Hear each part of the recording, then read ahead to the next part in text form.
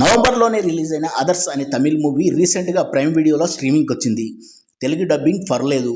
Hospital బ్యాక్డ్రాప్లో వచ్చిన crime thriller జోనర్లో వచ్చిన ఈ మూవీ కథ విషయానికి వస్తే కృత్రిమ గర్భధారణ హాస్పిటల్, ఫర్టిలిటీ హాస్పిటల్లో ఐవీఎఫ్ ద్వారా పిల్లల్ని సంతాన సాఫల్య కేంద్రాలని లక్ష్యంగా చేసుకుని మూవీలోని సస్పెక్ట్ పుట్టబోయే బిడ్డలకు అధిక మోతాదులో హార్మోన్స్తో పాటు డ్రగ్స్ ఇంజెక్ట్ చేయడం వల్ల పుట్టబోయే బిడ్డ మగ అయినా ఆడ అయినా పెరుగుదలలో క్రమంగా వారి బాడీలో మార్పులు చేరి అటు ఆడ కాకుండా ఇటు మగ కాకుండా తయారవుతారు.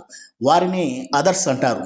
ఈ కేసును ఛేదించడానికి ఎస్పీ మాధవ్ రంగంలోకి దిగిన తర్వాత సస్పెక్ట్ను పట్టుకున్నాడా, అతని మోటివ్ ఏంటి అనేది ప్లాట్. మూవీ చూశాక నాకైతే నచ్చలేదు.